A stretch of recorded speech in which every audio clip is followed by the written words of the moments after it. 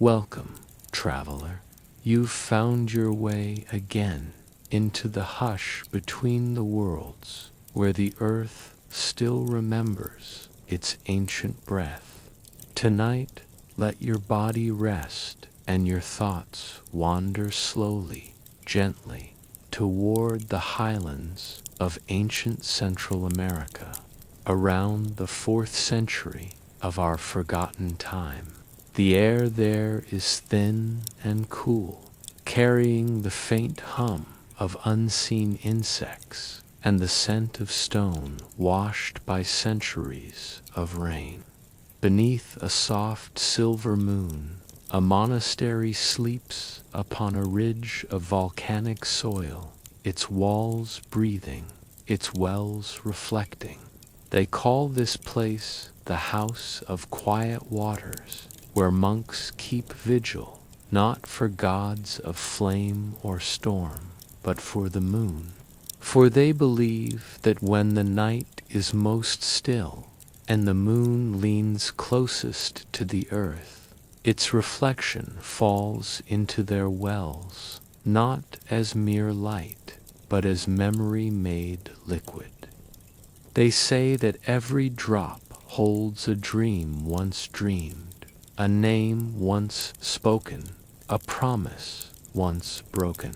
And among these monks, one walks slower than the rest, a young keeper named Tanu, whose hands tremble not from fear, but from listening too deeply. He is the keeper of the moon wells, the last of his order, born under the silver eclipse, destined to gather reflections before dawn and return them to silence before the sun awakens. So breathe softly now. Let the cool air of that ancient plateau wrap around you. Listen to the echo of your own heartbeat blending with the trickle of distant water. Tonight, we walk with Tanu through the monastery of light and stillness, where the moon teaches the earth how to remember. This is the keeper of the moon wells. The night settles like a woven blanket of silver and indigo across the highlands. Crickets hum somewhere below the terraces, and the faint rustle of dry grass follows the wind as it climbs toward the monastery walls. The stones here are old, carved by hands that no one remembers, yet they glow faintly, as if storing centuries of moonlight beneath their quiet skins. Inside the monastery, there are no candles. The brothers of this place walk by the light of the moon alone. Each step echoes softly in the open corridors, a rhythm so slow that it becomes part of the night's breathing. At the heart of this sacred dwelling lies a courtyard with 7 wells, aligned with the pattern of the stars, deep circular mirrors that capture the heavens whole. Tanu walks barefoot between them, his robe brushing the dust in near silence. He carries a vessel of obsidian, polished until it reflects his face like dark water. The air trembles faintly with the hum of nocturnal insects and the sigh of the wind between carved pillars. He stops beside the first well. It is shallow, meant for gathering the moon's earliest reflection when it first rises above the far mountains. The surface quivers as a soft ripple passes, and Tanu kneels, bowing his head low. First breath of night, he whispers, be gathered in stillness. He lowers the obsidian bowl and waits.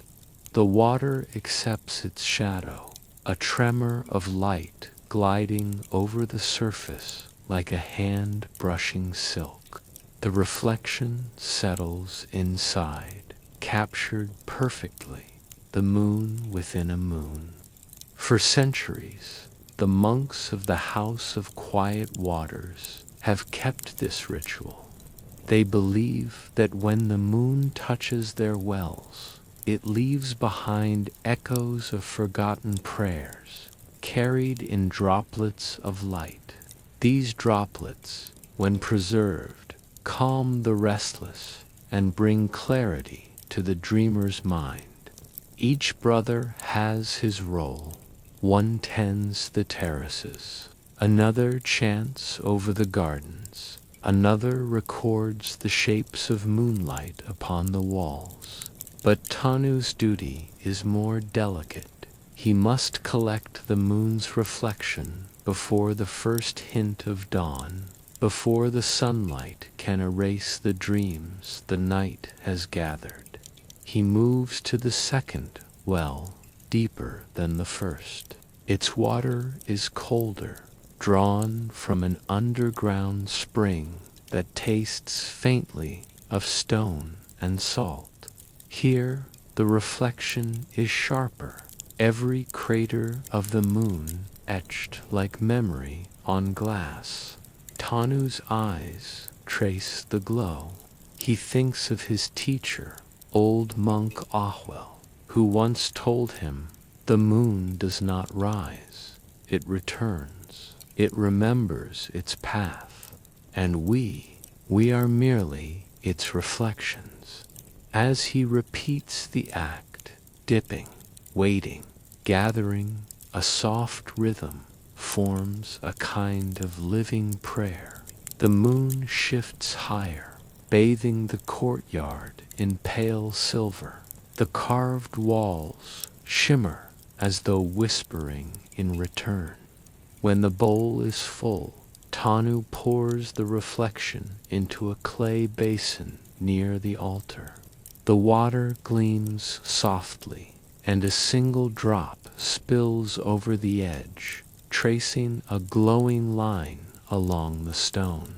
He watches it fall, mesmerized. It looks almost alive.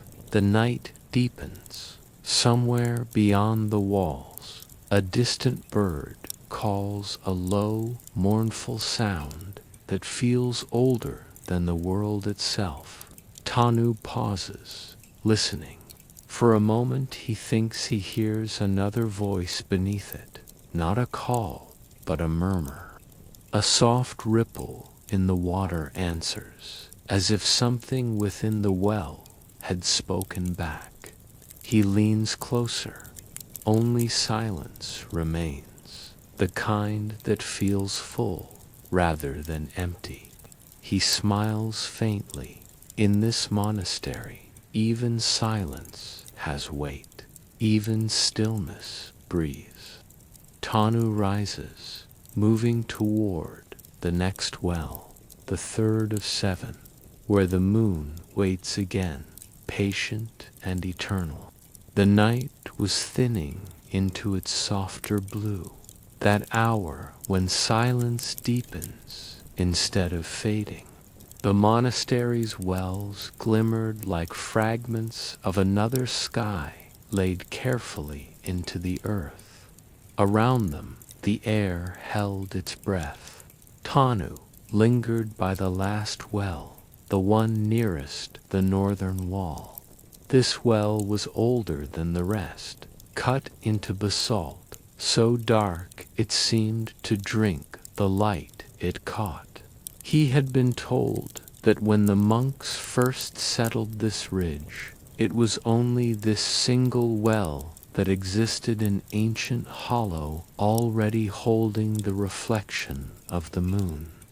The elders said it had never gone dry, not even in years when the rivers below turned to dust. Tanu leaned over it now, his breath making faint ripples that shimmered and vanished. The reflection trembled but never broke. He had been the youngest ever chosen to serve here. Most who came to the House of Quiet Waters were old men seeking silence after long lives of wandering. He had come as a child, brought by traders who found him alone in the lowlands after his village had burned. He remembered the flames only dimly, but he remembered the moon that night, huge, red, patient. The monks had taken him in, given him a name that meant the one who listens. He had grown within these walls, between chants and winds, between wells and stars. Over the years, he learned the patience of stillness, the discipline of quiet observation. The elders said he possessed an ear for water, that he could tell when the wells were restless, when they longed for moonlight, when they whispered of rain. Tonight, as he knelt beside the basalt rim, he heard a faint hum beneath the surface, a slow, pulsing sound like a heart. He closed his eyes. Sometimes, if he listened long enough, he could tell which memory the moon was leaving behind. He had asked once, when he was small, what happens to the reflections when morning comes? Old Ahwal, his teacher, had smiled. They go where light goes. They become part of the day, but they return always. All light returns. Tanu opened his eyes again. The moon hung low now, its edge touching the far mountains. He dipped the obsidian bowl, drew up one last gleam of silver, and poured it into the basin near the altar. The ritual was complete. He sat back on his heels and let his gaze drift upward. The stars above were dimmer than the wells below. Even the heavens seemed to bow to this place. He felt the faint ache of tiredness in his arms, a gentle reminder of the hours past. From the cloisters came the slow toll of the water gongan instrument, made of bronze and suspended above a cistern. A single drop would fall upon it every few minutes, producing a low, resonant tone that drifted through the halls. It was not meant to call attention, but to measure stillness. He rose, barefoot, the stone cold beneath his soles. His robe whispered as he moved through the courtyard, passing the sleeping forms of elder monks who meditated even in rest. Their faces were turned toward the moon, serene, almost luminous. At the edge of the courtyard stood a low door of cedar wood. He pushed it open and stepped into the hall of records, where tablets of stone lined the walls. Each tablet bore delicate carvings of waves and crescents, inscriptions of past keepers who had chronicled the patterns of moonlight through seasons and years. He paused before one such tablet, tracing the grooves with his fingers. The name was worn away, but the carving of two hands cupping water remained. Beneath it were the faint lines of an old prayer. Light once gathered will not be lost. He whispered the words and felt their weight settle in his chest. When he turned, he saw old Awal seated by the entrance, wrapped in a robe that shimmered faintly in the moonlight. His hair, once black, had turned the color of ash. "You stayed late," the elder said, voice as soft as a falling leaf. "The wells were restless," Tanu answered. "I thought they needed more time." Awal smiled, the lines around his eyes deepening. "They always need more time. That is their lesson." He gestured for Tanu to sit beside him. "Do you know why we collect the reflections?" Tanu hesitated. "Because they carry memory." Partly, Ahwal looked toward the wells, but not just memory. They carry balance. The moon keeps the world's dreams from spilling over. Each night it draws what the living have forgotten the sighs, the wishes, the gentle sorrows. Sound returns them to stillness. We gather what it leaves behind so that silence may remain pure. Tanu listened, absorbing every word, and when the moon is gone, then we wait. The wells must learn to be empty, as we must. The wind drifted through the hall, carrying the scent of wet stone. The elder's eyes softened. "You were born under an eclipse. Did you know that?" Tanu nodded. "You've told me before." "Then you know what that means." He did. It meant that light and darkness had met above his birth, that his life was meant to bridge them. But Ahwal never explained how. The elder reached into his sleeve and drew out a small object wrapped in woven cloth. He unfolded it carefully. It was a fragment of polished stone, curved like a crescent, etched with faint markings. "This belonged to the first keeper," Ahwal said. "It was found beside the oldest well. He used it to listen, they say. When held to the water, it vibrates with the light that touches it." He placed it in Tanu's hands. It was warm, though it had been hidden in the folds of his robe. "You will need this soon," the elder said. "The moon is changing. Its path grows uncertain. The wells will not always answer as they do now." Tanu frowned, studying the fragment. The carvings resembled ripples, frozen in stone. "What must I do?" "Listen more deeply. And when the time comes, do not fear what the water shows you." Before Tanu could reply, a sound came from outside, a brief shimmer, like wind passing over glass. The elder lifted his head. "Go," he said. "The wells call again." Tanu hurried out.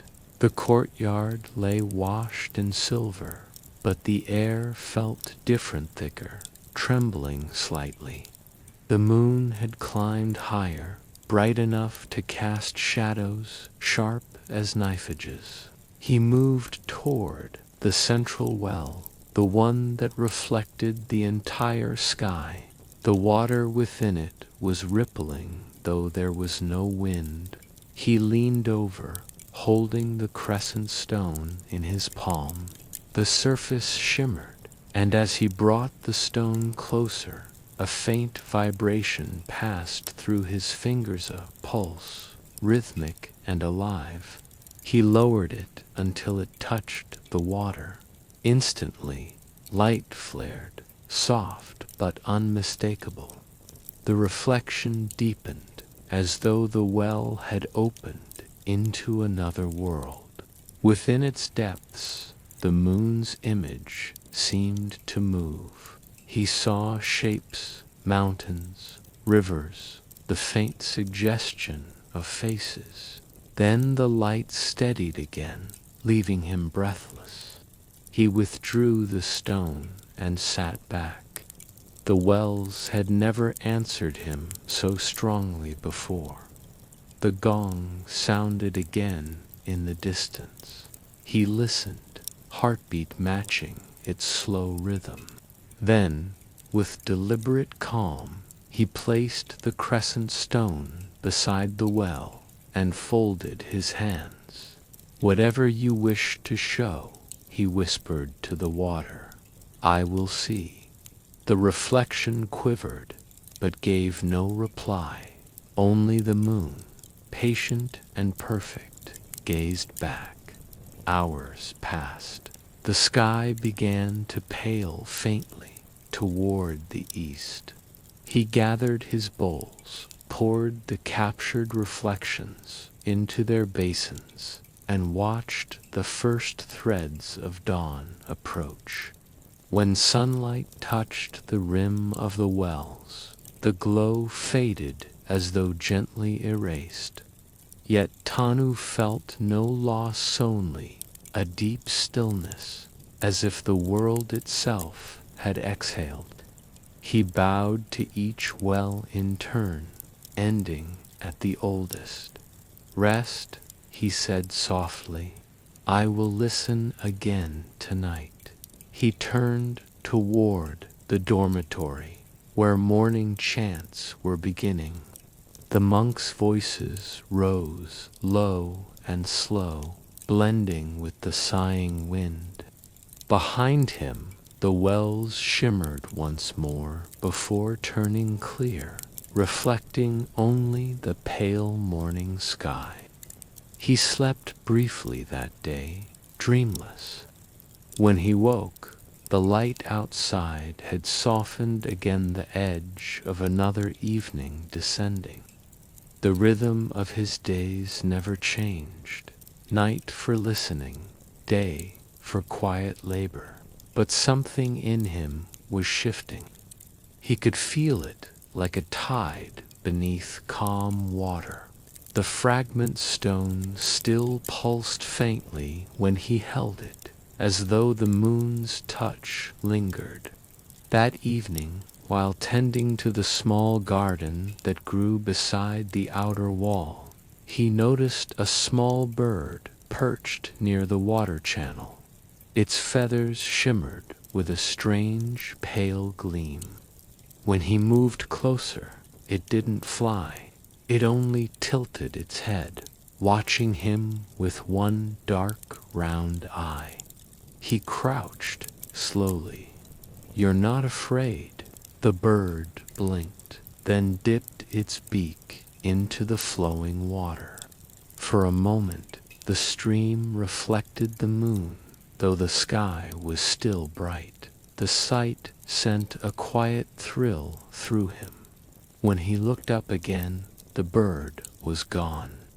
He carried that image with him into the night. When the wells began to glow again, he stood longer at each one, not collecting light immediately, but listening. Sometimes he thought he heard faint notes, like distant chimes submerged in water. Other times it was nothing, only silence, soft and unbroken. But every sound felt purposeful, every ripple deliberate. He began to understand what Ahwel meant about listening more deeply.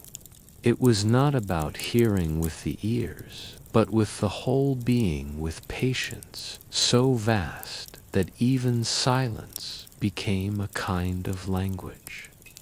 One night, as he leaned over the second well, he whispered, "What do you remember of me?" A faint shimmer crossed the water. His reflection blurred and returned sharper, the moonlight outlining his features as though answering everything. He smiled, then bowed his head again. Days turned to weeks, and his devotion grew steady as the lunar rhythm itself. The other monks began to call him the silent one, not because he avoided speech, but because he carried stillness wherever he walked. Yet even in that calm, a small wonder stirred what lay beyond the reflection, what waited beneath the shimmer of light.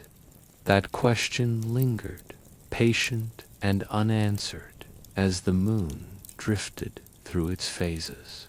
One evening, while the others slept, he took the crescent stone and returned alone to the courtyard. The air was cool, fragrant with blooming cactus flowers. Above, the sky was cloudless, stars piercing the darkness like tiny wells of their own. He knelt beside the central well once more, feeling the pulse of its depth. The moon hung directly overhead, round, bright, unguarded. He held the stone out and whispered, "Show me what you keep hidden." The water stirred, a single spiral forming from the center outward. It moved slowly, deliberately, until the entire surface began to glow. Light climbed the walls, traced the carvings, painted his face. For an instant, he saw a vision, his teacher, Ahwel, standing beside the well, younger, his hands resting on the rim. Behind him, countless monks repeated the same gesture across ages, each tending, listening, reflecting. Then the image dissolved, replaced by the moon itself, huge, near, luminous. He felt warmth spread through his chest, not fear, but a deep recognition. The spiral stilled. The courtyard returned to its silence. He withdrew the stone and pressed it to his forehead. "I understand," he whispered. "Light remembers us too." And in that moment, Tanu felt no boundary between himself, the wells, and the moon above. Only stillness, only light. He sat there until the first hint of dawn touched the horizon. Eyes open, heart quiet, becoming fully and finally the young keeper. Morning returned to the plateau like a whisper, brushing light across the walls of the monastery. Thin veils of mist curled from the wells, dissolving into the pale air. The monks moved quietly through their routines, sweeping courtyards, tending herbs, lighting small censers of cedar smoke that drifted toward the sky in ribbons. Tanu awoke to the muted toll of the water gong. He rose slowly, as if his dreams still clung to him, dreams not of sound or motion, but of silver light circling endlessly through darkness. He stepped into the courtyard barefoot. The stones still held the chill of night. When he looked down, the wells mirrored the soft dawn, not as reflections, but as if light had been caught and stilled in their depths. Something felt altered. The wells had always mirrored what was above, yet now they seemed to echo something beneath, as though a second sky slept under the surface. He knelt by the oldest well, fingers grazing the rim. "You've changed," he whispered. A single ripple answered, gentle, deliberate. That day, as he carried water to the shrine alcoves, his thoughts lingered on that ripple.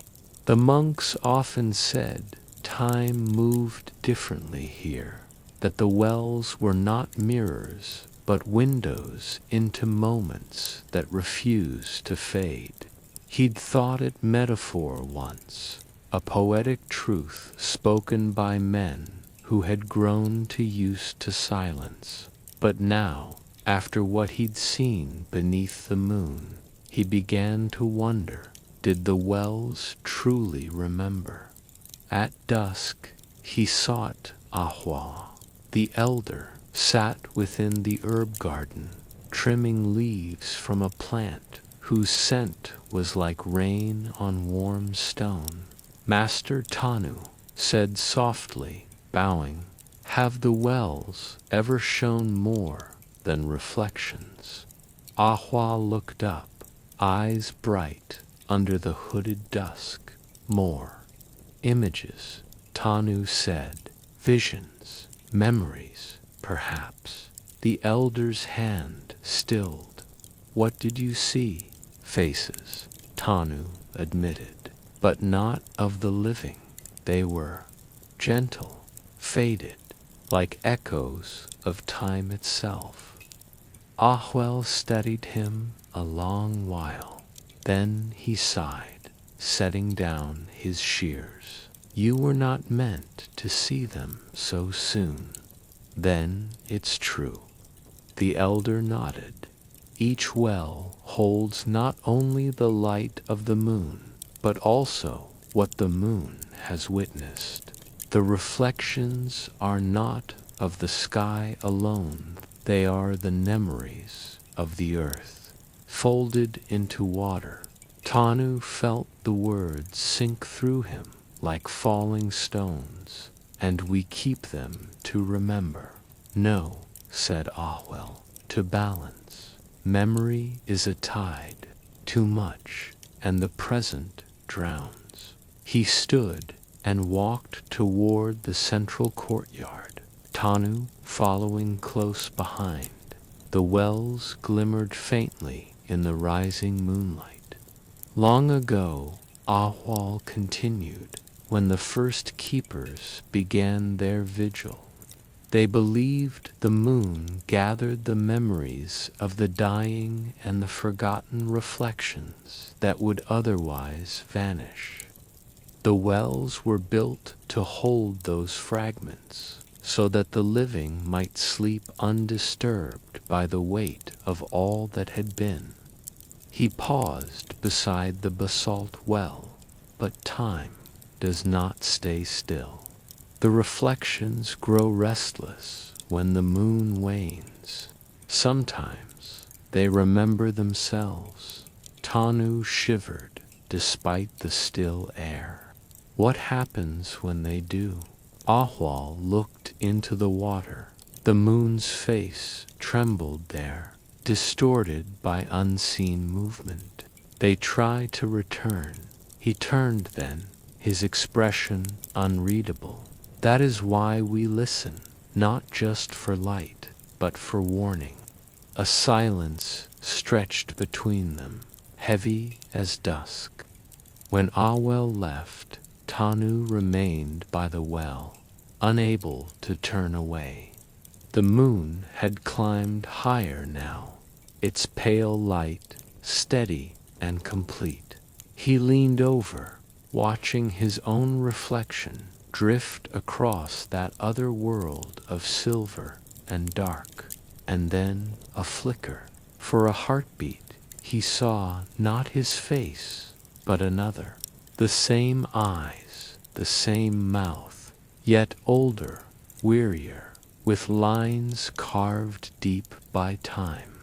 The image rippled once and vanished, leaving only his startled gaze staring back. He stumbled backward, breath sharp. The courtyard was still, the night unbroken, but his heart thudded in his chest like a gong struck too hard. Was it his imagination? Or had the well truly shown him what was yet to come? That night he did not sleep. He lay in his narrow cot, eyes tracing the ceiling beams, listening to the whisper of wind beyond the walls.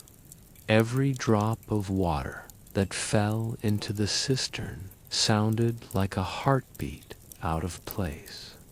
At dawn, he rose and went again to the courtyard. The wells were still empty, mirror-like, harmless, yet the unease remained. He decided to write what he had seen.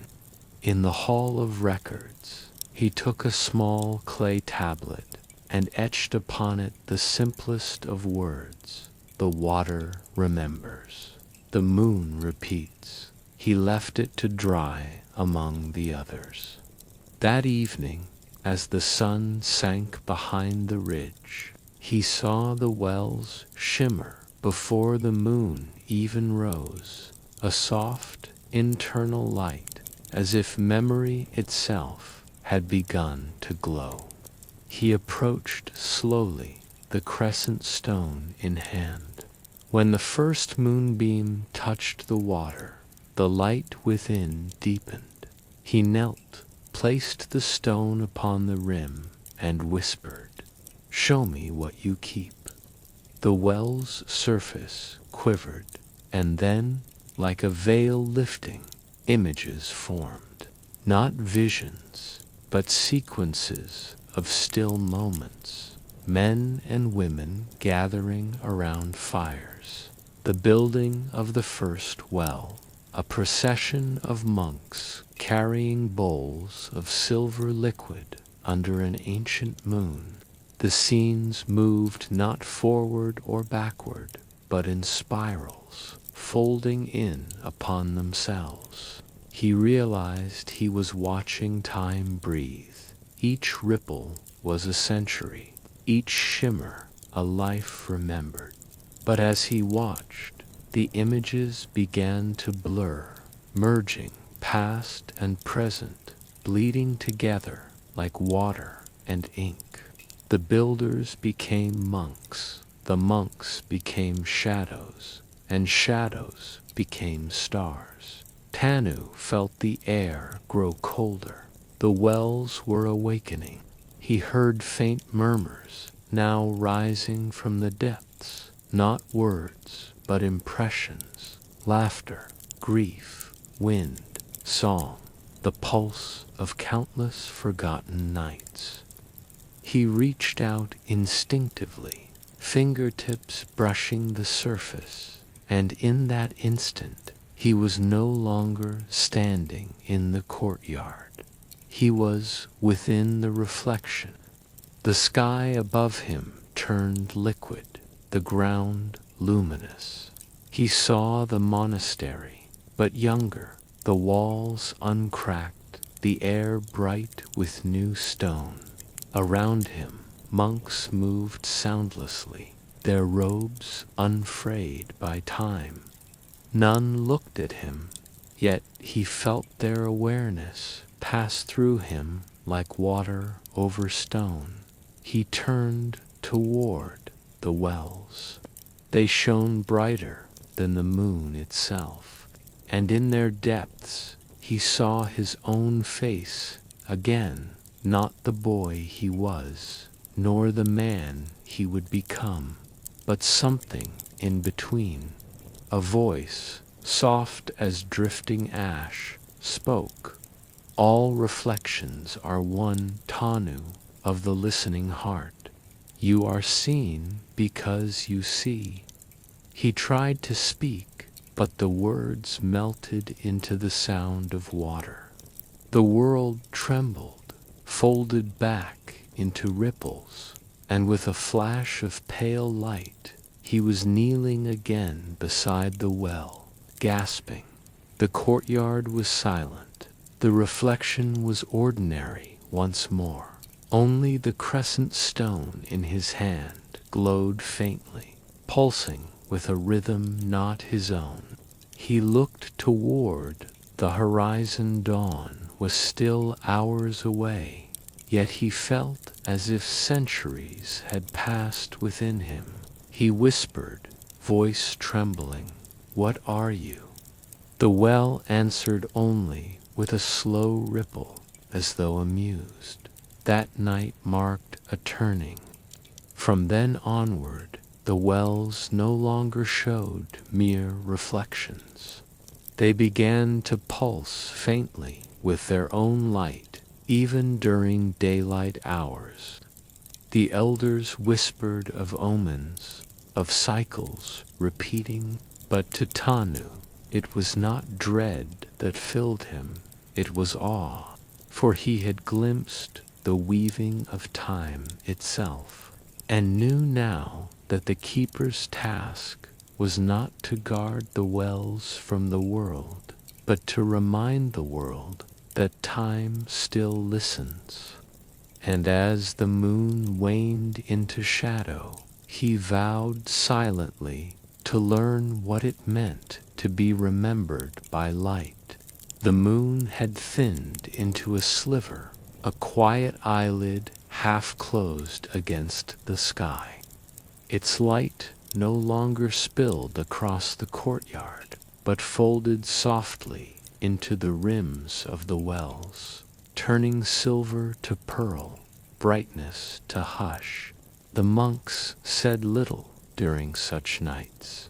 It was a time for listening, not speaking, when the veil between sound and silence was at its thinnest. Tanu, the young keeper, had begun to notice how differently the world breathed when the moon waned. The air carried a pulse of its own, faint, slow, as if the entire plateau were waiting for something unnamed. He sat beside the deepest well, a low bowl carved into volcanic stone, older than any record, and gazed into its shadow. The water did not reflect, it received. It seemed to draw light inward. Holding it as one might cradle a fragile memory, he leaned closer. His breath touched the surface and broke it, only slightly. That was when he heard it, a sound, not quite a voice, and yet not absence either. It was the hush between ripples, the echo of water thinking. He closed his eyes and listened. The sound deepened. It became something almost human, soft syllables spoken without air. He felt them more than heard them, as if the wells had found a way to speak directly through stillness. "Do you remember me?" The words were not frightening.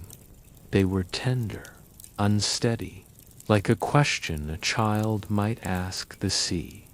Tanu opened his eyes. The water glowed faintly beneath him, pulsing in slow rhythm, not light, but memory reshaping itself. He whispered, "Who are you?" The water answered, not in words, but in ripples. 1, 2, 3, circling outward like breath. Then the faintest shimmer rose, and for an instant he saw an image. 2 hands lowering a bowl of moonlight into this same well, centuries ago. The scene dissolved before it could fully form. He sat back, heart calm, not racing. He understood now what Ahwel had meant when he said the reflections remember themselves. They were not ghosts, not spirits, but moments seeking ears. From that night on, Tanu came to the well often, not to speak, but to listen. He began to notice a pattern. The voice always returned just before dawn, when the stars dimmed and the world hung between darkness and day. Each time it came, it brought fragments of what had been a woman singing over drying herbs, a mason carving stone with sand-polished tools, a storm reflected in a younger sky. He began to keep a record, sketching faint marks into a scroll of linen, not to decipher the voice, but to honor it. The scroll soon filled with waves, circles, and fragments of moon shapes, each line drawn without ink, only with the pressed trace of a damp fingertip. The elder Ahuel watched him one evening and smiled faintly. "You are listening well," he said. Tanu bowed. "The wells have begun to speak." Ahul's eyes grew distant. "No, they have begun to trust." He left it at that. Days passed, the rains came and went. The nights grew longer.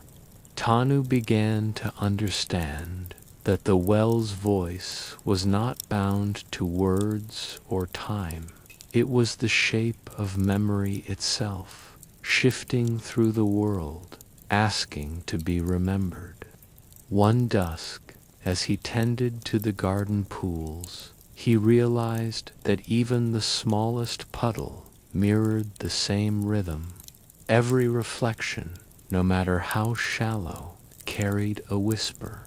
Even the dew upon the leaves trembled when the moon rose, as though tiny wells had awakened across the entire plateau. He began to hear them in unison, the murmuring of the wells, the streams, the pools, all flowing toward a single voice beneath the world. The monastery grew quieter with each night. The monks spoke less. Some said they dreamed of water. Others woke before dawn, eyes glazed with wonder. Tanu felt a soft ache in his chest, not fear, but longing, as if he were learning to listen for something that had always been waiting. One morning, he went to Ahwal again. "Master," he said, "if the water remembers everything, what does it forget?" Ahwal looked at him a long time, then answered softly, "Only what the living have already learned to forgive." That evening, the wells began to glow before the moon had risen. The air itself shimmered faintly, as if light were leaking through the seams of the world. Tanu walked slowly between the wells, his reflection following him from one to another, a single form multiplied, bending, merging, fading. He reached the central well, the one the monks called the Mirror of Dawn. Its surface was still, perfectly round, untouched by wind. He knelt and placed his palms on the rim. The voice came again, but this time it was clearer, almost steady, not from the water, but from within him. "The moon does not fall upon us. We fall into it." He inhaled deeply. The words made sense in a way that reason could not contain. He felt the pulse of centuries inside the water, the quiet patience of everything that had ever waited. He realized then that the wells were not just reflections of memory. They were bridges between times that touched without crossing. To listen was to step between them. The wind stirred gently. The scent of wet stone filled the air. He whispered, "What do you want me to do?" The water shimmered once, twice. Then another image surfaced, faint, uncertain. A moon half hidden by clouds. A figure walking toward the edge of the plateau, carrying a vessel of light. Then nothing. Tanu opened his eyes to the silence. The voice had retreated again, leaving only stillness. But something had changed within him. The boundaries of time no longer felt solid. They felt porous, fluid. He walked back through the monastery, feeling the world hum quietly around him, as if the stones themselves had begun to breathe in unison. The monks he passed seemed bathed in faint silver light, though no moon was visible. He wondered if they, too, were hearing the same voice now, the same quiet summons from beneath the water. That night, before sleep, he whispered into the darkness, "If memory is light, then let me become reflection." And as he closed his eyes, he thought he heard the well's answer, not in words, but in rhythm, soft as the turning of the tide. There are certain dawns that never truly arrive. They linger behind the mountains, half awake, half remembered, the kind of mornings that the sky itself seems to forget to paint. For Tanu, the young keeper of the moon wells, one such dawn stretched endlessly across the valley of mist. The air was damp, filled with the faint fragrance of moss and the slow drip of dew. No birds sang that morning. The reeds bent softly in the breeze, whispering their silver hush. Tanu had not slept. He had stayed through the night beside the first well, watching how the moon dissolved into its surface and how its reflection pulsed like the slow heartbeat of a sleeping world. Now the reflection was gone. The well was a dim mirror of clouds, and yet when he leaned close, he saw faint ripples that should not have been there. He remembered what his teacher once said before leaving on a pilgrimage: each well is a dream that the earth dreams of the sky. But when the sky forgets, the earth must remind it. Tanu had never fully understood those words until that morning, when the sky itself seemed lost in forgetting. He rose and walked among the wells. There were 7 of them, each older than the other, carved into the bedrock of the valley in perfect circles. Their rims were smooth, worn by centuries of touch, hands that had drawn water, prayers, songs, and moonlight. Each was meant to capture a single phase of the moon: new, crescent, half gibbous, full, waning, dark. The 7th well, the darkest one, was said to hold no reflection at all. It was called the Forgotten Dawn. Every generation of keepers had left it untouched. It was the well that swallowed all memory and in return gave silence. But silence, Tanu thought, is not the absence of sound. It is a sound that listens back. He knelt beside it. The water was still, shadowed by the tall reeds. A faint glimmer moved deep within, too faint to be seen directly, but present like the outline of a face remembered from a dream. He felt drawn to it, the way one might lean toward the last whisper of a song fading into night. He touched the surface. A ripple spread, silver at first, then dimming until the whole well seemed to breathe. He felt something ancient move beneath his fingertips, not a current of water, but of time. The pulse of the earth slowed, aligned with his heartbeat, and for a brief instant Tanu saw his reflection, not as he was, but as he had been, and might be again, younger, older, timeless. The reflection blinked, and he felt a deep tenderness in his chest, a realization that memory was not meant to be kept, but shared, allowed to fade and return like the moon itself. He stayed there until the first birds began to stir in the hills.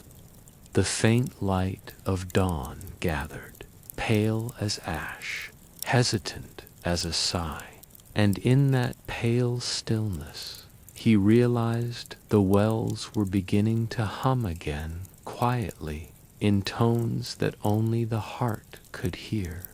It was as though each well was remembering the sound of its own creation. He watched, breath held, as the reflection of the sun, still below the horizon, shimmered faintly on the surface of the seventh well. A dawn that had not yet come was already waiting within it. He whispered a prayer, not from the old texts, but from his own heart. Let light forget me, so that I may remember it. The air trembled. A faint line of gold spread across the valley floor, not from the sky, but from the wells themselves. Each one glowed softly, filled not with reflected moonlight now, but with their own inner shimmer, as though they had stored the entire night within them and were now releasing it back into the waking world. As Tanu stood among them, a quiet certainty settled in him. This forgotten dawn was not an accident of time, but a promise of return. The moon and the sun, the sleep and the waking, the memory and the forgetting, all were just tides within one great ocean, and his duty was not to guard the wells, but to listen to them, to know when to let them speak. He returned to the small shrine near the edge of the valley where the ancient instruments of the keepers were kept. Bowls of bronze, strings of silver chimes, and the soft bells that once called the moonlight home. He struck the smallest bell gently.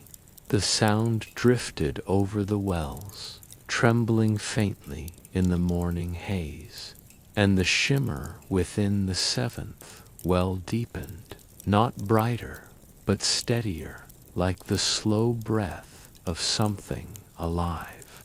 That was when Tanu finally understood why the elders had called it the Forgotten Dawn. It was not forgotten because it never came. It was forgotten because no one stayed long enough to witness it arrive. It was the dawn that existed between two kinds of time, the time of light and the time of reflection. He sat cross-legged beside the well, the wind lifting his hair, the sun finally touching the horizon. The valley glowed faintly, filled with the first light of morning and the last hush of night.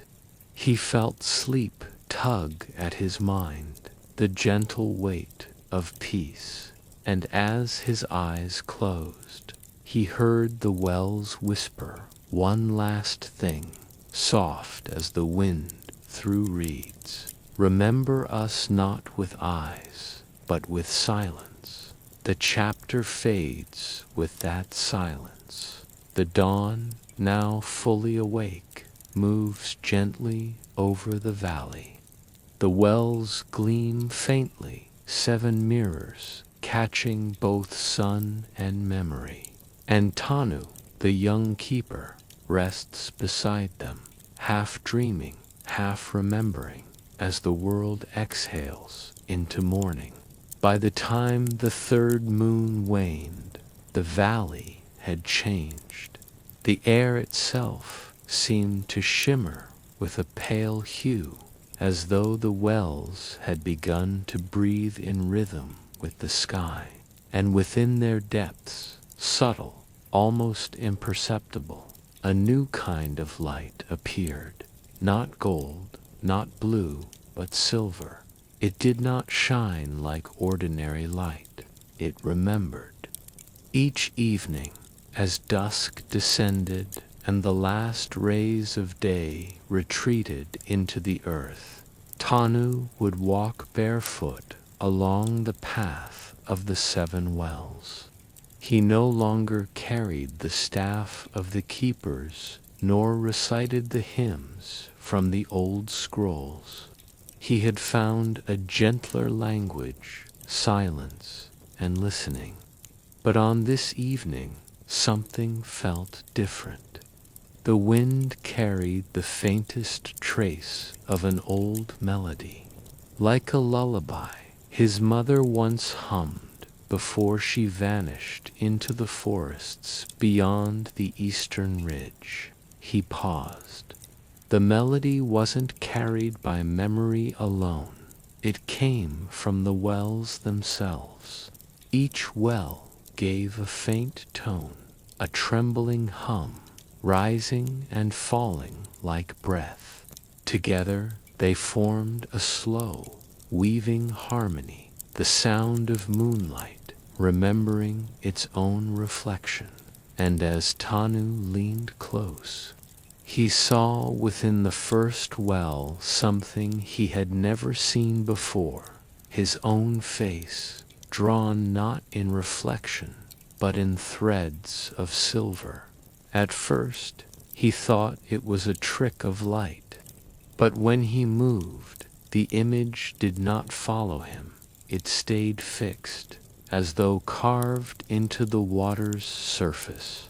And behind that image, faint and blurred, were others. Hundreds, maybe thousands, of faces. Each face calm, eyes half closed, lips curved in the faintest whisper of peace. He knew what they were, the faces of past keepers, those who had guarded the wells through centuries of storm and silence. Their reflections had not vanished into the night. They had been absorbed by the water, stored like silver memories beneath its still surface. He reached his hand toward it. A faint chill met his skin, but not unpleasant, the kind that hums through the air just before dawn, that promise of light still half asleep. And as his fingers touched the surface, he felt not water, but something smooth and cool, like the inside of a shell or polished glass. The reflection stirred. A single thread of silver rose from the well, twining gently around his wrist. It shimmered like moonlit hair, light but strong, whispering softly as it moved. It was warm. And then, faintly, a voice came through it, neither male nor female, neither near nor far. We are not gone, Tanu. We are the sleep that the moon remembers. He froze. The sound wasn't in his ears. It resonated somewhere behind his heart, the way forgotten dreams sometimes do when one first wakes. He knelt by the well, his breath shallow. The silver thread pulsed faintly with each heartbeat, and as he watched, the reflection beneath the surface changed again.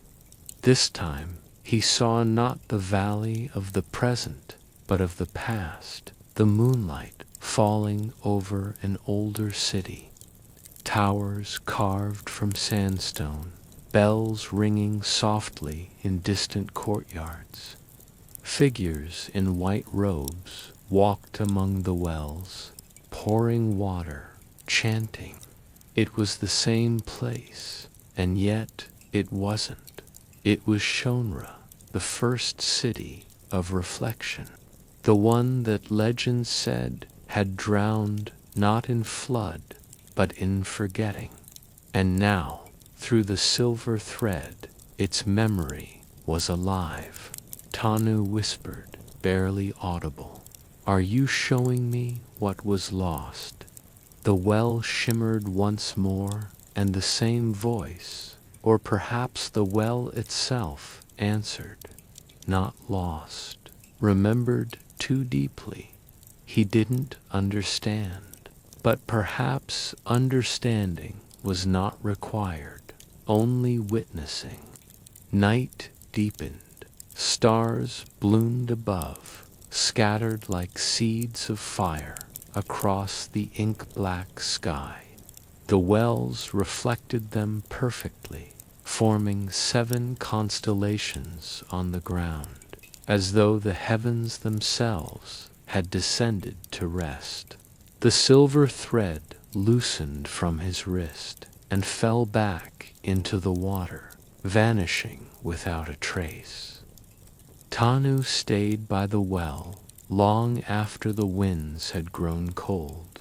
He thought about how light could carry memory, how each reflection was not an image, but a heartbeat of time. He thought about the generations before him, how their hands had drawn the same water, how their eyes had watched the same moon, how their silence had shaped the same stillness. And slowly he began to realize the wells were not meant to preserve light. They were meant to teach forgetting, because memory, if held too tightly, turns heavy. But when released, it becomes silver, shimmering, weightless. The next morning, the valley shimmered differently.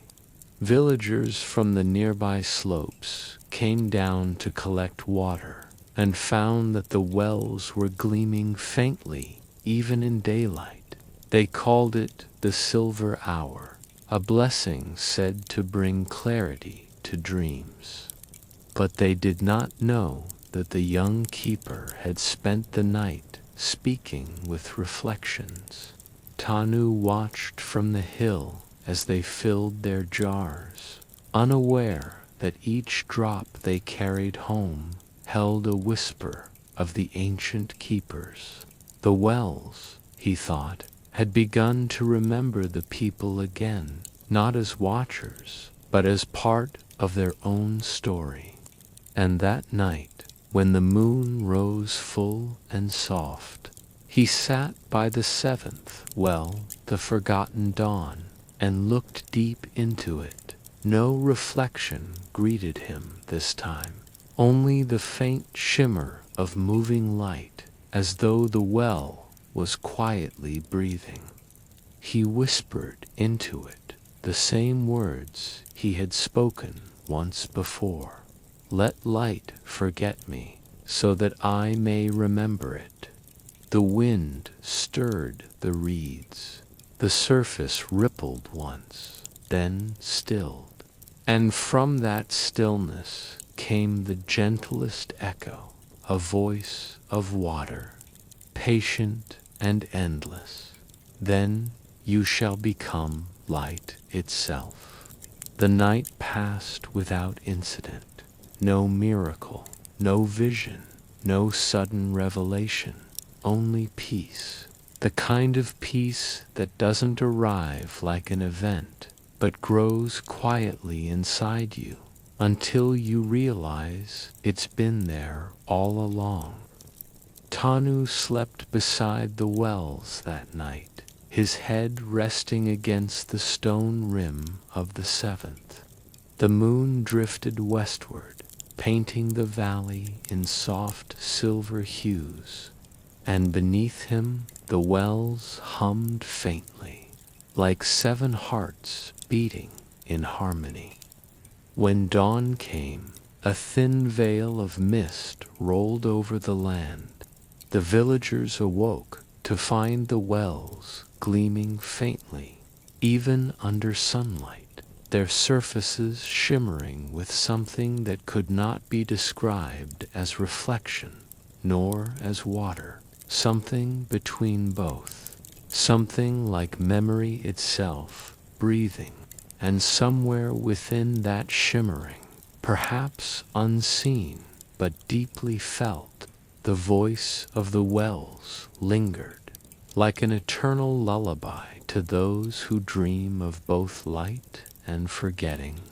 Evening returned with a softness that felt almost familiar, as if the valley had been dreaming all day and now merely opened its eyes. The air held the scent of wet stone and crushed reeds. Crickets murmured in slow intervals, and the first thin curve of the moon hung above the ridgeline like a single note waiting to be played. Tanu rose from his mat and walked the worn path that circled the 7 wells. He moved without lantern, guided by the faint silver glow that lingered inside each mouth of water. The wells had been quiet since the night of the silver thread, but their silence was not empty. It was a silence that listened. When Tanu approached the first well, he noticed a tremor across its surface, the kind that comes not from wind, but from within. He knelt, resting his palms on the damp rim. The water was warmer than before, as if holding breath. He whispered the keeper's versa song without melody, meant to align the heart with the turning of the moon. No answer came, only a deepening pulse beneath the stone. Then, from the second well, a ripple answered the first. The sound was low and rounded, like a distant drum covered in silk. By the time he reached the third, the rhythm had spread. Each well began to breathe, not in chaos, but in a single, shared, cadencing hail, exhale, inhale, till the whole valley seemed to move with them. Tanu stood still, uncertain if he should call it miracle or memory. At the fourth well, he saw it, the faint rise of water. Just a whisper at first, a thin edge creeping over the stone lip. It gathered in slow beads, spilling down in silver lines that caught the moonlight. The well was overflowing, and then the next and the next, all 7 exhaling their stored light into the open night. The streams met at his feet, cool and gentle, weaving between the grasses. It did not flood, it glided, a living sheen, as if the wells themselves had decided to share their memories with the earth. Tanu knelt once more. He cupped the flowing water in his hands. It shimmered, brighter than any flame, but soft enough not to hurt the eyes. Inside it, faint images, drifted faces, fields, fragments of the city that had vanished beneath time. Each image floated for a breath, then dissolved. He thought of the voice that once told him, "We are the sleep the moon remembers." Now he understood. The wells were not only remembering, they were releasing what they remembered. The night deepened. Mist rose from the valley floor, curling like smoke from unseen incense. Every sound grew distant, except the slow trickle of silver water moving toward the river. Tanu followed it barefoot. Wherever the flow touched, the ground glowed faintly, marking paths of forgotten stories, circles, lines, spirals that matched the carvings on the old stones. He walked until he reached the seventh well, the one the elders called the Forgotten Dawn. Its water rose the highest, forming a dome that quivered under the moon's pull. When he looked into it, he did not see his reflection.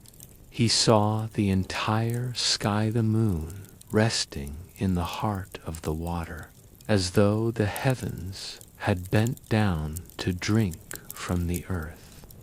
The silver current around him whispered softly, the way wind moves through reeds. He closed his eyes and listened. There were no words, only the hum of existence, the sound that comes when meaning and memory dissolve into each other. For a moment, he felt weightless, as though he too might spill over, merging with the quiet tide that circled the valley. Hours passed without notice. The villagers slept in their huts, dreaming of white rivers and shining trees. Above them, the moon drifted westward. Below, the wells continued their slow exhalation. The valley shimmered like a mirror half awake. Tanu remained by the seventh well until the stars began to pale. The silver water lapped gently at his ankles. He could feel the heartbeat of the land beneath, him steady, patient, older than stone. He realized then that the overflow was not a warning, not a disaster. It was a cleansing. The wells had carried too many memories, and now, under the moon's kindness, they were releasing what could no longer be held. He whispered to them a single line carried by breath.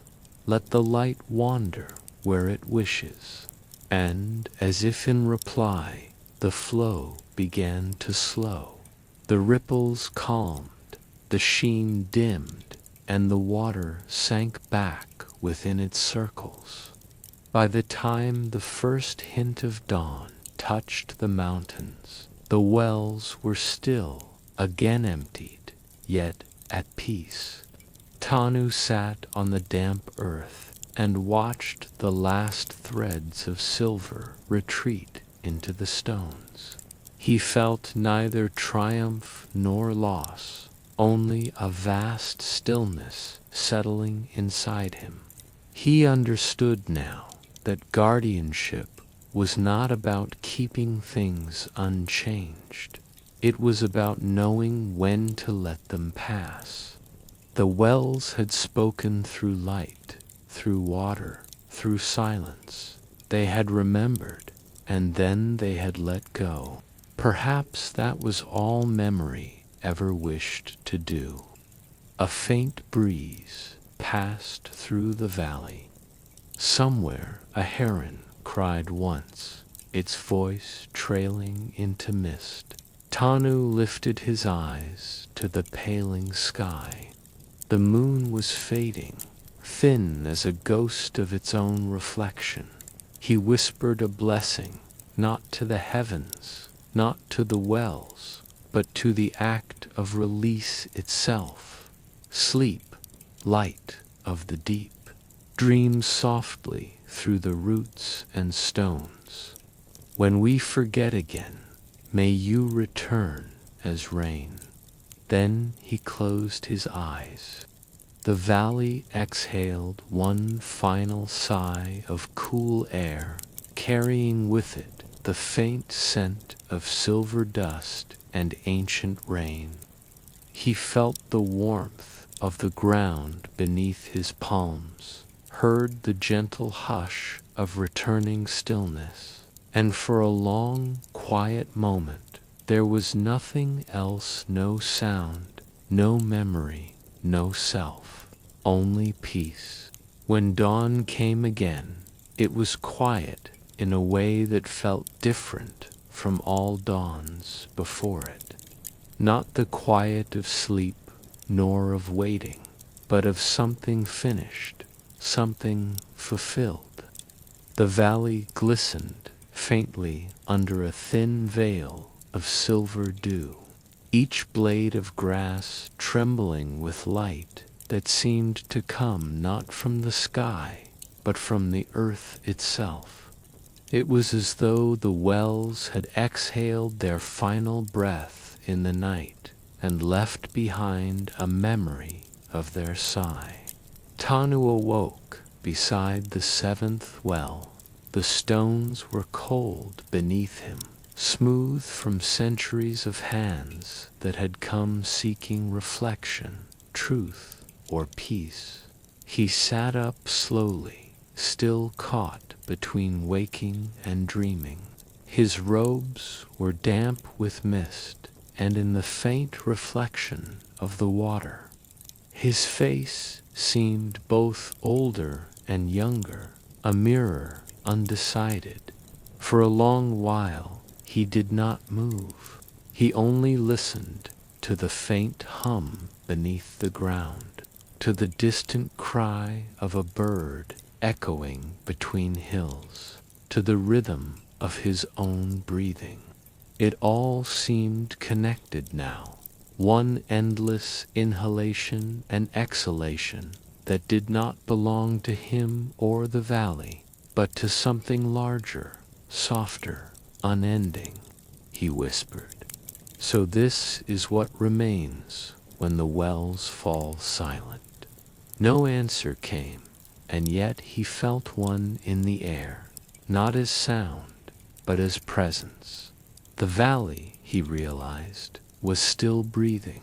The wells had not vanished or died. They had simply merged with the land itself. As he rose, light spread gently across the slopes. Mist curled upward from the wells like smoke from cooling embers, dissolving into the morning. He walked slowly, barefoot again, the way he always had since becoming keeper. The path curved around each well in turn, and in every one he saw faint traces of what had been released, a shimmer, a soft pulse, the memory of overflow. In the third well, something stirred, not the water, but the reflection. It rippled once, then steadied, showing not his face, but that of another. A woman, eyes half closed, lips curved into the gentlest smile. Her hair floated as if she were submerged, yet her expression was serene, eternal. He didn't recognize her, and yet he did. He reached toward her reflection. The surface trembled, and with a sigh that seemed both sorrow and peace, the image faded, not gone, but folded back into stillness. The breath of the valley continued, slow and patient, and he realized every reflection was a breath, every breath a memory. Later that day, he went to the edge of the eastern ridge where the valley opened to the horizon. From there, he could see the faint silver traces the overflow had left behind, winding through the grass like rivers of moonlight. The patterns curved and spiraled, forming ancient glyphs only visible from above. They told stories of the first keepers, of the well's birth, of light descending into stone. And somewhere among them, perhaps too small for the eye to notice. The pattern of his own footsteps joined the story too. He sat there for hours, watching the wind move gently through the valley. Each time it passed, it carried with it the sound of faint ripples, like echoes of the well's breathing. He closed his eyes, listening until the rhythm of the valley's pulse became one with his heartbeat. Perhaps, he thought, we are not the keepers of the wells at all. Perhaps the wells are the keepers of us. The thought lingered in him like a prayer. That night, as twilight returned and the first star shone, the wells stirred again. Not to overflow this time, but to hum. A single low vibration rose from the ground, steady, resonant, and warm. The sound was not loud. It was the kind that travels through bones rather than air. He recognized it.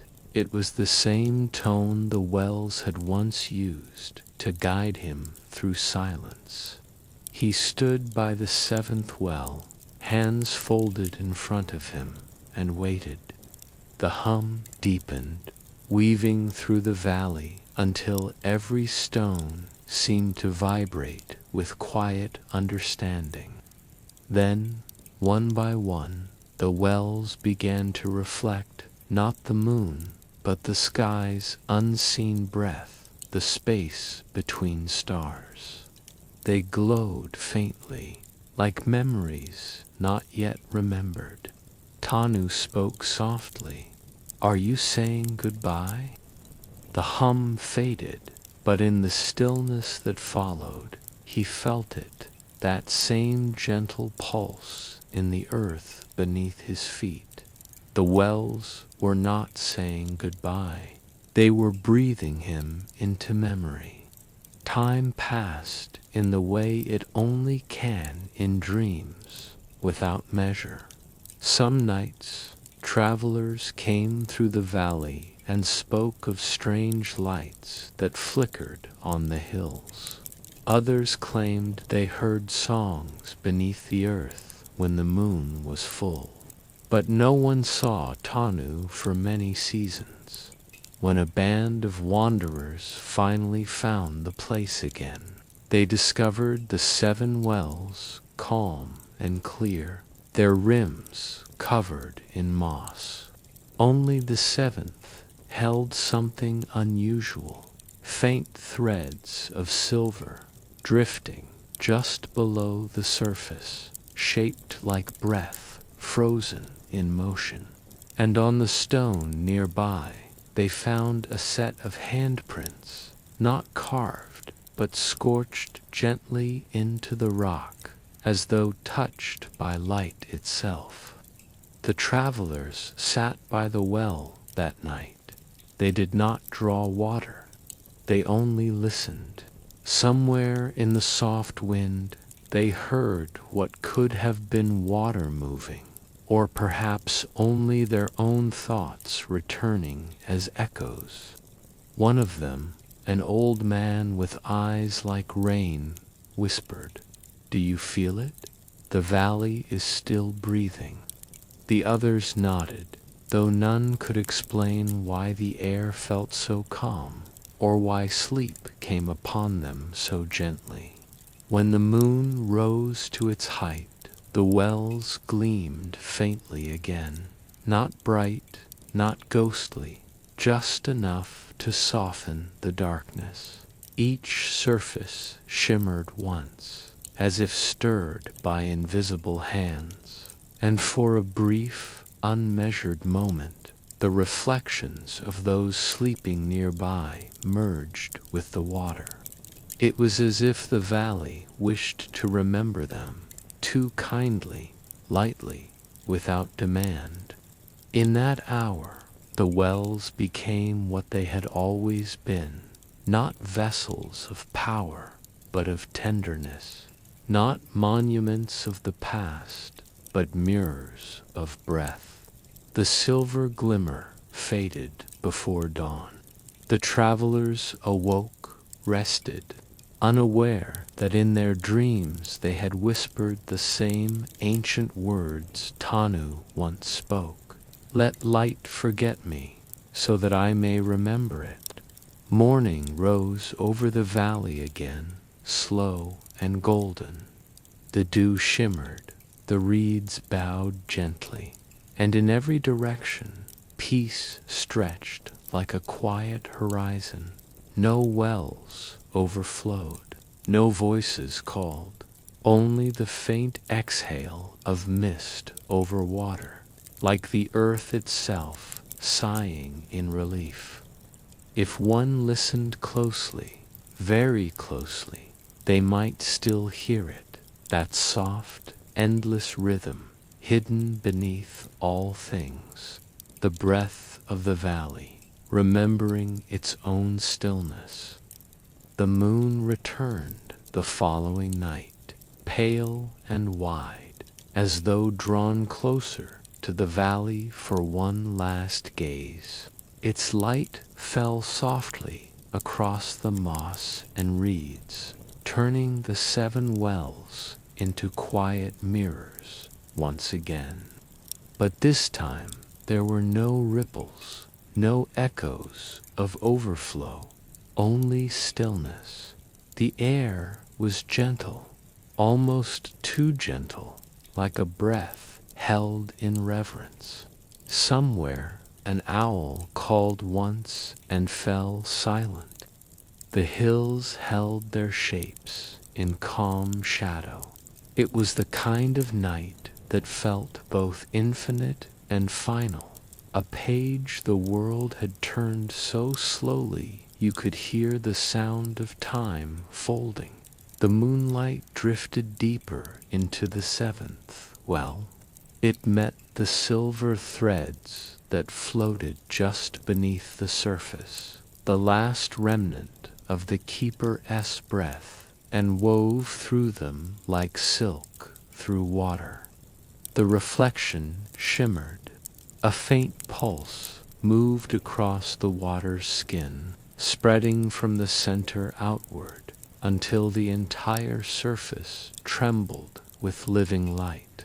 If one had been there to see it, they might have thought the well itself was exhaling again. But there was no sound, no wind, only light, breathing without motion. And within that light, faint images began to appear. The first was of the valley itself, long before the wells were carved, when the land was only stone and river, wind and echo. Then came the faces of those who had built the first circles of stone, their hands wet with moonlit clay. Their eyes shone with the same quiet wonder that had lived in every keeper after them. One by one, their reflections passed across the water like drifting petals. Each left behind a shimmer, a memory, a brief flicker of warmth. When they vanished, the water did not darken. It glowed brighter. The well was remembering not in words or visions, but in rhythm. Light rose and fell, the steady, unbroken pulse of centuries breathing together. In the sky, the moon tilted lower, casting her last full reflection into the 7th well. The light and the silver breath touched at last, and in that contact something wordless passed between them, a farewell that was also a blessing. From the depth of the well came a soft shimmer, like a single note plucked on a string too fine for mortal hearing. It expanded across the valley in silence, rippling through grass and stone alike. the other wells answered. One after another, their reflections awakened, faint, patient, glimmering in harmony. No sound, no speech, only resonance. It was as if the valley itself had chosen to hum once more in gratitude. Hours passed this way.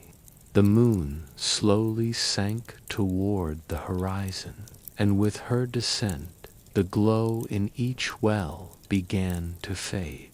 The silver threads drifted apart, dissolving into the depths like breath returning to its source. When the first light of dawn began to touch the hills, the seventh well grew perfectly still. No reflection stirred, no shimmer rose. But for a moment, just before the moon vanished entirely, her reflection remained unmoving, luminous, impossibly clear. It looked as though she lingered to see herself one last time in the valley she had loved for so long. Then, with the gentlest motion, the image dimmed, and the well closed its light like a closing eyelid. The valley lay quiet again. The wells no longer shimmered, yet there was no emptiness in their silence, only rest, a soft, tender kind of peace that comes after the last candle goes out, when the room still holds the memory of its glow. Dew gathered along the rims of the stones, forming tiny beads that caught the first rays of sun. For a few seconds, those droplets shone like scattered stars across the moss, as if the sky, unwilling to let go completely, had left behind a few remnants of night for the valley to keep. And so the story of the wells drifted quietly into time, not lost, only slowed. It lived in the hum beneath the hills, in the shimmer of water after rain, in the silence between two heartbeats. Some say that if one walks through the valley when the moon is new and the wind is sleeping, they might still find faint circles of light under the grass, the wells breathing again, if only for a moment, to remember themselves. When the sun fully rose, the valley looked ordinary. No trace of glow, no signs of the keeper or his breath. But those who listened carefully could still sense it, the subtle rhythm beneath everything, the invisible memory of water learning how to rest. For, in the end, the wells were not built to hold light. They were built to teach it how to stay and how to leave gently. There are nights when the valley no longer remembers the moon, when the air feels heavier, as though carrying the slow sigh of the world. It is in such nights that the wells, those quiet mirrors of old, begin to dream again, not of light, nor of reflection, but of sleep. The valley lay still beneath a pale sky. The stars seemed to drift lazily, as if drowsy from too much remembering. The wind wandered through the grasses, brushing each blade with gentleness, and the sound it made was like the faintest whisper of a lullaby too ancient to name. The wells had long ceased to glow. Their rims were worn smooth by time, their edges covered in the delicate green of new moss. Yet even in their silence, something lingered, a quiet hum that was not quite sound, not quite thought. It was the breath of the valley itself, slow and unhurried, dreaming through the stone. The seventh well, the deepest of them all, held still water that reflected nothing now. But beneath that surface, deeper than light could travel, lay the traces of every moon that had ever visited, layer upon layer of silver memory, woven together like silk within the dark. And in that place where memory met rest, something gentle stirred. It was not the keeper, nor his reflection.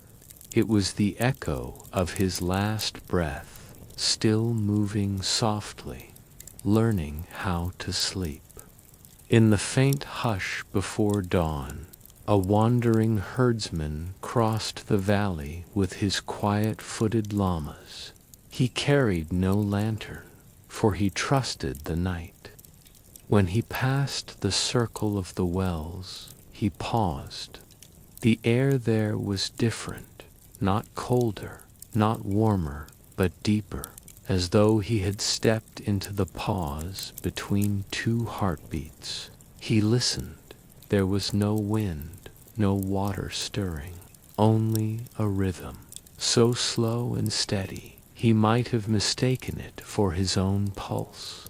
It came from below, from the wells, from the earth remembering.